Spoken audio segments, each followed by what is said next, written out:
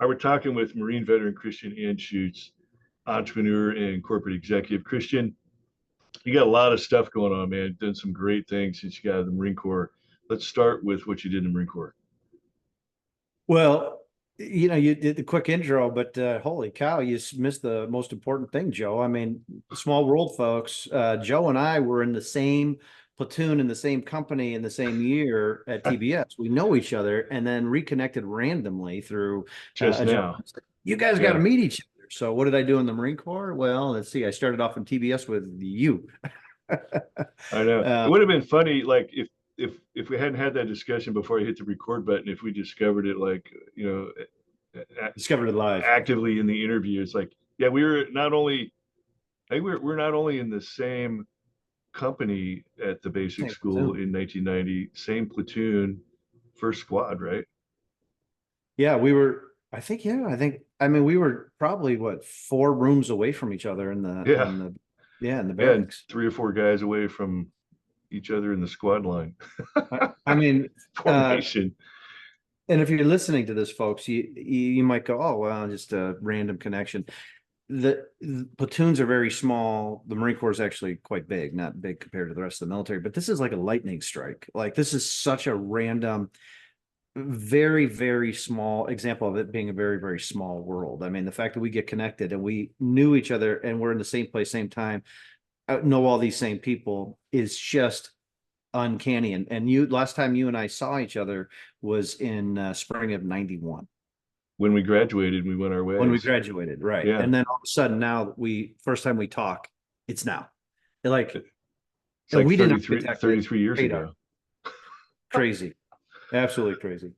Yeah, Um, Besides that, to answer your question, in the Marine Corps, I started off as a stinger. I had this really neat opportunity when the Marine Corps started to do its drawdown. After the Bill Clinton took over as the president, he was drawing down the Marine Corps, and they made my wing essentially because I was in air defense um, compete for the lieutenants to stay in, and it was every first and second lieutenant had to compete and go in front of a board. And I got very, very lucky. I did very, very well. And I got to pick any job I wanted. And I got the coveted regular commission. So I won the competition, 200 some officers. And I got to pick, and I picked a new field, which doesn't even exist in the Marine Corps. It was basically a combination of intel and data. And that set up the rest of my life.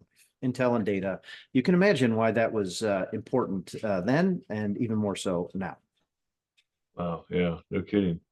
Yeah, that was interesting times post Desert Storm. I was more or less unaffected because I was still in flight school or just coming out of flight school, and things hadn't really changed too much for us at that point. And then things settled down a little bit. Of course, the Marine Corps was always running really lean anyway, so we didn't have that Always. many cutbacks, like not like the Air Force and Navy and Army had. Yeah, we didn't have bases closed down on us and whatnot. Those were the Air Force bases, Army bases. But Yeah, yeah, I mean, 8 glorious years. Then I did some work, afterwards, and then I still in numerous other capacities support the Department of Defense, just various other things. yeah. So leaving the Marine Corps, was it pre-planned? Were you well prepared? You knew exactly what you want to do when you get out. What was your transition like? My transition was I had one child born when I wasn't there. Well, that's a force behind it. And so my family was like the reason why I left the Marine Corps. It wasn't because I didn't like it or anything. I loved the Marine Corps. Uh-huh. I cross swords in the background, right? Oh yeah. So I loved it, but was I was I prepared for it? No, no. I mean, I was a young man. I mean, for crying out loud, I was like 29 years old, 30 years old, right? And so Yeah. how prepared are you for that kind of big change? I wasn't. But it worked out well. I mean, this is the thing. I know a lot of people struggle with transition from the military, and I think that the main reason I don't know if you want to go there, Joe, but I think that it's so simple why transitioning is hard for military members. It boils Oh down to yeah. just three factors. One, in the military, you go in young, right? Young. We Hmm. were young. Like think of how we were just kids, right? Oh So you go yeah. in young and your first sort of professional career is very, very unique, right? And in many ways, it's very prescriptive. In the Marine Corps, we always talk about initiative and self-determination, et cetera, et cetera, et cetera. But we still are issued our jobs, we're issued our uniforms, we're issued, et cetera, et cetera, et cetera. And when you get out, nobody gives you anything. Like it's you are in a seek and destroy. And while we have all these good traits, where many military members get out and they're like, well, I'm going to just tell everybody I'm out there and someone's going to come and swoop me up. Uh, and that's not how that works. It's not how it works at all. Yeah. Like you're a hunter now. You're not going to get assigned your next job. You're going to hunt it down and you're going to get it. And the ones that get that faster and are most aggressive about it do well. But the other thing that really I think is the main thing that causes people transitioning issues, and this is not for all branches equally, because the camaraderie and esprit is different from branch to branch to branch, but Marines, Army, others, you get out and whatever organization you end up joining, you think it's going to be kind of like the military and people are going to, I don't know, care about each other. And they don't. They don't. And the military member's like, I made a mistake. Like this person over here doesn't care about the person next to them, doesn't care. They're clocking in, they're clocking out. Nobody's working that hard. Nobody seems that, because you're coming from this high intensity brother sisterhood and esprit and mission driven, and you get there and a lot of that, almost none of it actually exists in the corporate world. And then they're like, oh, I made a mistake. They leave, which is why 74% of veterans change their first job post-military within a year. Think about that. Within a year, 74%. And then they go to their next one, and the next job is the pivotal one. They either go, oh, the game is totally different, and then they adapt, or they just get disillusioned and they go, this is just, I wasn't ready for this. I didn't know what I was leaving, and I wish I hadn't. And then they struggle with the transition. Me, I didn't struggle that much because I started my own company, and that's different. That's different. Corporate America, especially now, and I won't go on a rant on this. You can go to corporate America if you want. I recommend everybody start your own company. Start your own company. It's better in almost every possible way. Hallelujah. That's why I started the podcast. We sit here and talk to veterans that have started their own company. So what were some of the things you first got into? Like you did a lot of corporate America, but were you doing entrepreneurial ventures on the side the whole time, or did the entrepreneurship come later? Well, so it's interesting, Joe. So I've always been kind of laid back, but I think of myself as a fast learner. Now, others would disagree with that, just to be clear. But I got out, and the first thing I did is I got a job right away, right out of the Marine Corps. Because I had unique skills, right? And I got hired right away, and I was in that job for 6 months, and I experienced what I described. So I'm not describing that in a bubble. Like I experienced. Like nobody cares, nobody works that as hard, nobody, they're not as determined, they're not trying to grow themselves, all the stuff that was ingrained in us, as Marines, we just, I didn't see it. And I said, to heck with this. And then I started my own company within 6 months. And that company grew very well, lasted a good long time as well. And while that company was still running, I'd gotten into corporate America. I got out right away. I started a company. I did that for a number of years. And then a company came calling and said, hey, we want you to be an officer of our company. And it was an area that I was very interested in. It was marketing, advertising, media. It was one of the largest advertisers in the world, agencies in the world. And they offered me an officer position. And so I kept my company running. I had my company running, and that was fine. And I joined this other company as an officer. And within, God, I don't know, 12 months or something like that, I was a C-level executive at this company, which then as it merged, I ended up being on a global C chief leader, and all the while I had a company running in the background. So I did both. That's another thing. Like we don't have to be a thing. We can be anything, and we could be many things.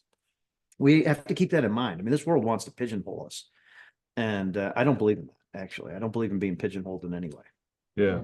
You touched on a couple things there. One, I'd like to talk about how the company you set up was able to run without you. Like we always learn that in the Marine Corps. If you're a leader and you take a round in the grape, your unit should be able to function just fine, in the combat environment without you. And if they don't, then you haven't done your job as a leader. So talk a little bit about that. And then also, what was the tug and pull? What was that like? You know, running your own company, still running your own company, but now going back in and working for someone else. Well, so let's go to the first point Uh-huh. that you brought. The first point first. Look, folks, in the corporate world, we're so blessed to not have to worry about our colleagues and team members being killed. Mostly now, there's some professionals, law enforcement and whatnot, where there's a higher risk factor, but typically speaking, we don't have to deal with those things. And so the ultimate measure of success for a leader in entrepreneurial endeavors, especially, but also corporate endeavors, is this notion that when you leave, your team looks at you in a year and they say, we miss you, but we don't need you. We miss you, but we don't need you. Mhm. And most leaders don't get that.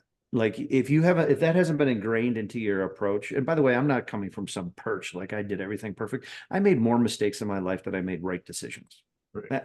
100%. I've made so many mistakes, and some of them have been really big, dumb ones. Like I don't believe in regret, but just some that I shouldn't have made.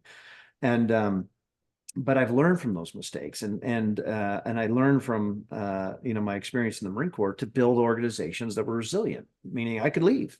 So the tug and pull then was not really that hard because I had a good team.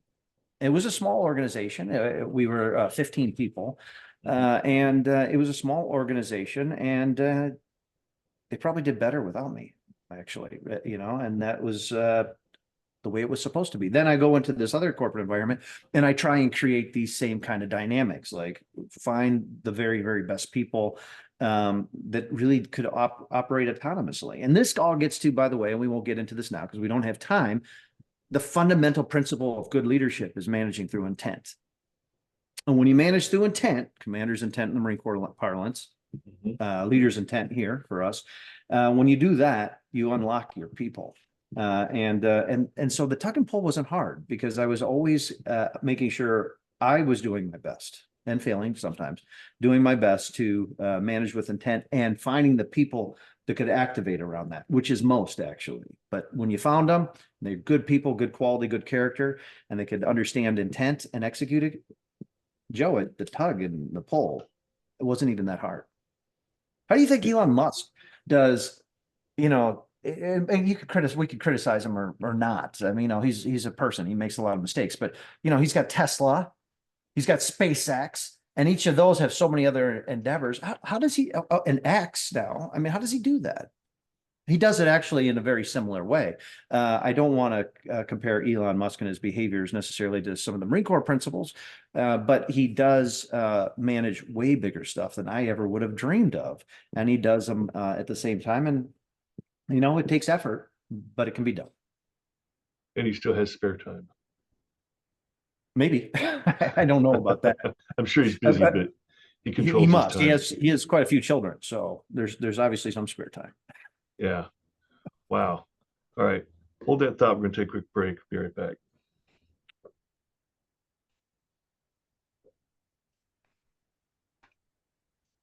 All right, back talking with Marine veteran Christian Anschuetz, entrepreneur and corporate executive. So, Christian, you've done a lot of great things post Marine Corps. So, what kind of things are you working on right now? Well, I got a number of different things that I'm working on now, Joe. So I right now we're calling in here, and I'm calling in from northern Michigan, where I'm on our lavender ranch, and so Huh. for all the stuff that I've done, I've actually retired, and I now live on a lavender ranch. Except for I'm not retired. It's just retirement just means something different to me, which is I'm more and more focused on small business and only doing business with people I like and respect. Yeah. It's kind of fun, actually. I should have lived my life more like this, from the get-go. Right. So now I'm a lavender rancher, and that's really neat. It's actually a very good business, but also launching a new product company, and simultaneously behind all this, I've taken my corporate and Marine Corps experience and entrepreneurial experience, all three of them, infused them together. And I do strategic advisory work, and I do a lot of coaching and strategy work with Fortune 500 CEOs. So I'm kind of like one of these guys that they call in to help them figure out. I'm like a one-man McKinsey kind of thing, nuanced because it's got a lot to do with sort of interpersonal skills and leadership, and how they companies can unify, focus, and execute against strategy better than they typically do. Oh, and on top of all that, I'm also an adjunct at the business school at the University of North Carolina in Chapel Hill. So, which, by the way, interestingly, maybe only to me, I teach strategy and marketing. So that's been my background, and that's what I teach, and that's what I coach, and that's what I apply in my own businesses. Interesting. Okay, so first question, why lavender? Oh boy, that's a long story. So I have had this land here in northern Michigan for a while. We have quite a bit of land, and I moved up here just prior to the pandemic. And Good timing. one day my wife and I are looking out at the landscape and I'm like, we got to do something with it. But it's terrible land. We live in this microclimate called the Michigan desert, and it's very, very dry, very, very sandy. We're like, if we were going to do something, what could we do? And it just happens that the land is perfect for lavender.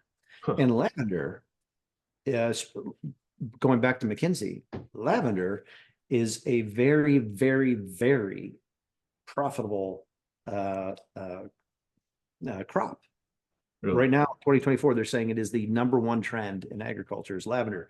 So lesson in there, by the way, sometimes it's better to be lucky than good, and the best combination is to be good and lucky, right? So in this case, Yeah. not good and lucky. Let's just say lucky. No kidding. Wow, that's awesome. And then you're working on a product company. What type of products are we talking about?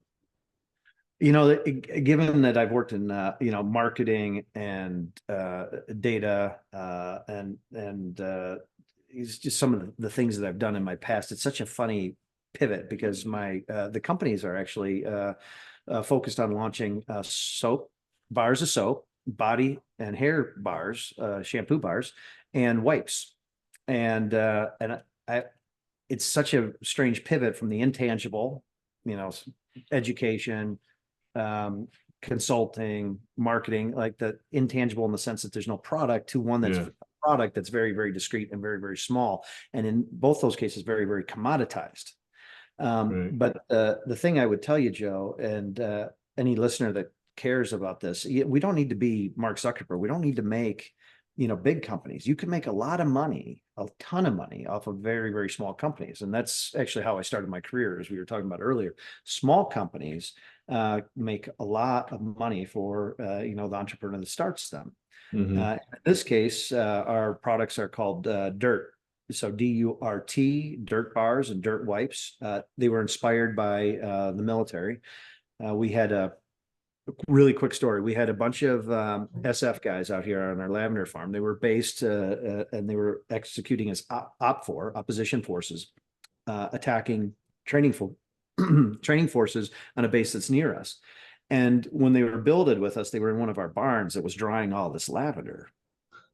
And they're like, what is this stuff? Like, this stuff is amazing. Like, sleeping great, the bugs aren't bothering us, et cetera, all these properties of lavender.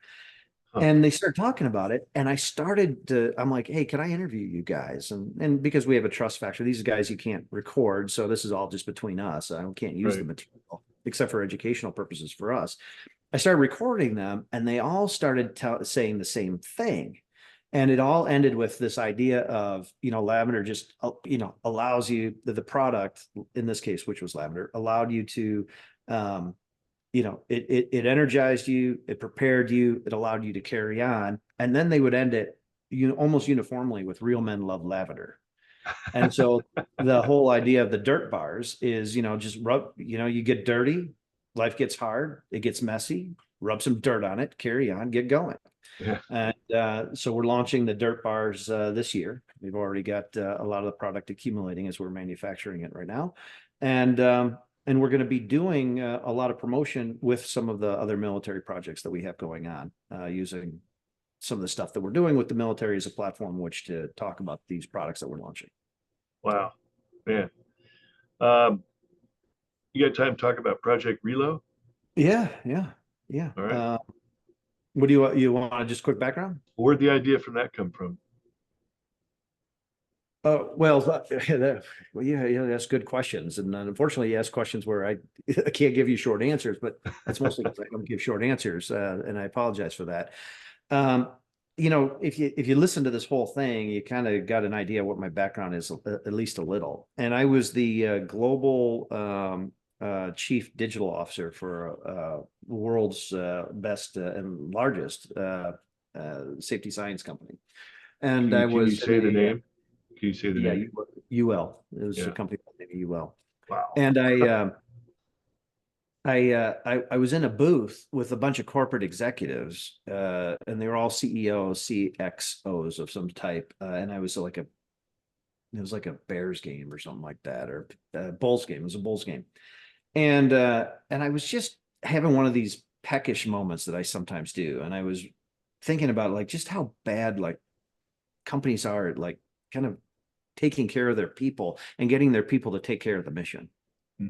And I thought, I'm looking around and I'm like, I bet you there's very few military veterans out of this group of about 40. And so I'm an introvert, but I'm one of those people that I'm more of an ambivert. So I decided to turn on the gregarious side of my nature. And I went and I talked to every one of them. And out of the 40, how many veterans do you think there were? Probably not very many. Yeah, there's one. That was me. It was me. And So and it occurred to me you're that right. none of Yeah. them that I talked to, none of the ones that I talked to and got into any depth with had ever, not 1 second, had any actual professional leadership development. It was all stuff that they kind of, they were born with or just came by osmosis. Yep. And I thought, what a shame. What a shame. So myself and a number of other people, we started this organization called Project RELO. And here's what it is in a nutshell. Because of our relationships of all the stuff we do with the military, um, we take corporate leaders and their executive teams. We take them onto military bases. We run pseudo military operations and exercises, and we teach them leadership as they do everything from, um, you know, uh, convoy operations, communications, weapon handling, call for fire, key leader engagements. We take them across the spectrum of things, and all the while, the people that are teaching them and teaching them how to do this are also teaching them leadership qualities and traits, and they happen to be military members. Mm. And they get out of this training, and two things happen. They get a set of insights that they never had before because none of them have been really formally trained on leadership, and they get an appreciation for our military members, men and women, enlisted and officer both, and they go, we need more of these people. Like I needed these skills. I know my team needs more of these skills. Let's get more of these veterans in our organization. Mm-hmm. And because we start at the top as opposed to the bottom, don't get me started on why DEI doesn't work. I mean, that it doesn't work. When you start at the top and you get people to go, look, I don't really know this group of people, but now I am developing an appreciation of what they bring to the table. That invariably leads to action. It's not dotting an I and crossing a T because it becomes emotional.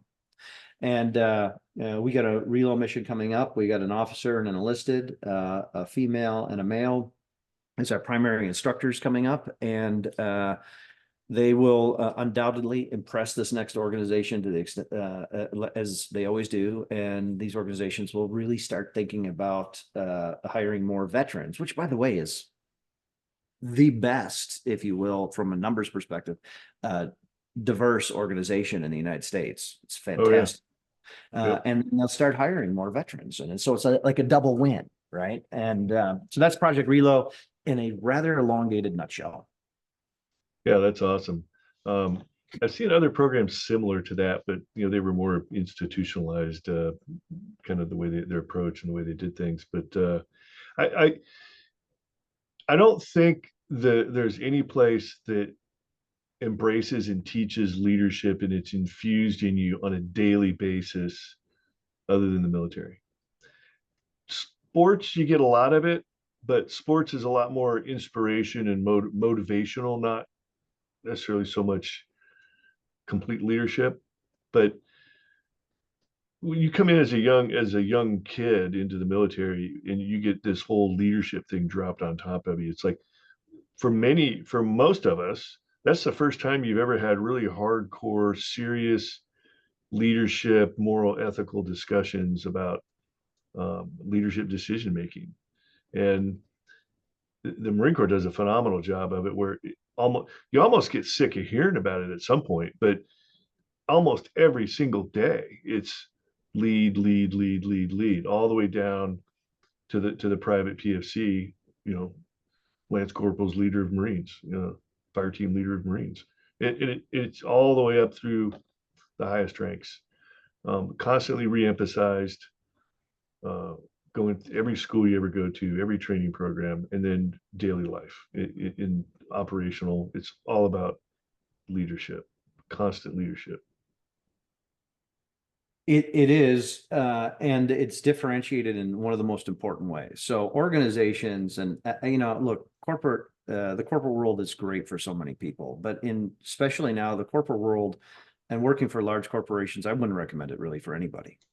I mean, it's just look at the world, folks. Just look at how companies treat their people, and then they Yeah. wonder why there's no loyalty, right? Mm-hmm. Employees aren't loyal anymore. Well, that's because when you lay them off, you send them home to work from home, and then you lay off 10% of them. Like really good companies are doing really bad things like that. Yeah. I'm not going to get off on that, but anymore. But to say, if you want to have a company and you think you're good leaders, first start by defining what good leadership is. And almost no companies, maybe two in the Fortune 500 can define that. Mm-hmm. So if you want to have a cast of good leaders, you need to create a framework of what good leadership is. And in the Marine Corps, we sat in the line to the chow hall with the 10 the principles and the traits, and we would have to sit there and memorize them. The framework was in front of us, and we That's never ever knowledge. forgot to we never to this day I know all the leadership principles and traits. Um, That's not to say, by the way, folks, and this could be a leadership discussion real quick, but it's not to say that makes it easy. It makes it actually hard, because leadership is a very, very difficult thing. And not all Marine Corps leaders are good leaders, not by any means. But even you learn a lot from experiencing bad leadership. You probably learn more from your experiencing bad leadership than you do good leadership, you know? Yeah. They all Yeah. serve their When purpose, we're unfortunately. introspective enough, we learn from our own mistakes.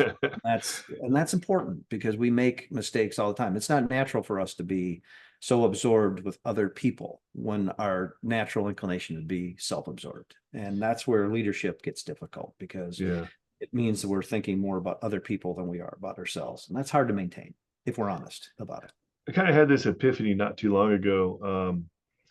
We're building a new house down here and moving in, talking to a lot of people building our house and people coming to the service people and stuff. And my son brought this up. He's like, "Why are you?"